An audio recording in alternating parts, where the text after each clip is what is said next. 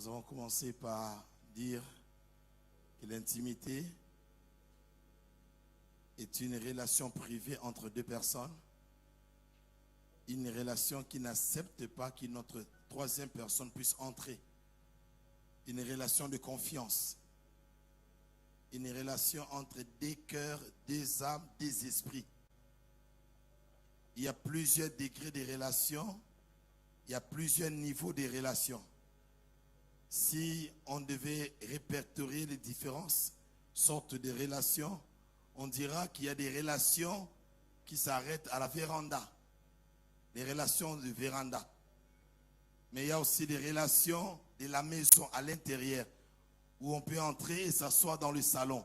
C'est aussi un niveau de relation. Des choses qu'on fait à la véranda, on ne peut pas le faire à l'intérieur de la maison. Il y a des choses qu'on ne fait qu'à la maison.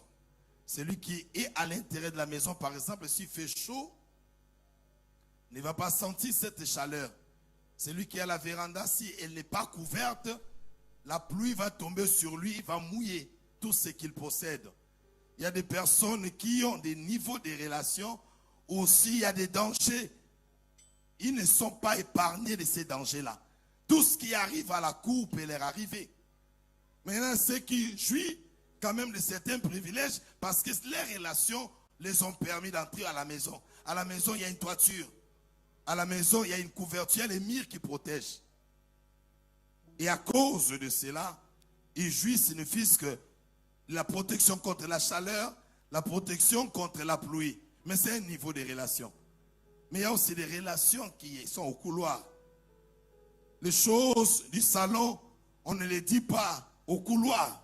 Certainement, le couloir étant petit, on ne peut qu'avoir un certain nombre réduit de personnes. Mais au salon, parce que le salon est grand, on peut avoir plusieurs personnes. Donc les choses qu'on dit au salon, plusieurs personnes peuvent entendre. Et les choses qu'on dit au couloir, il y a quelques 2 ou 3 personnes, ça dépend du volume du couloir.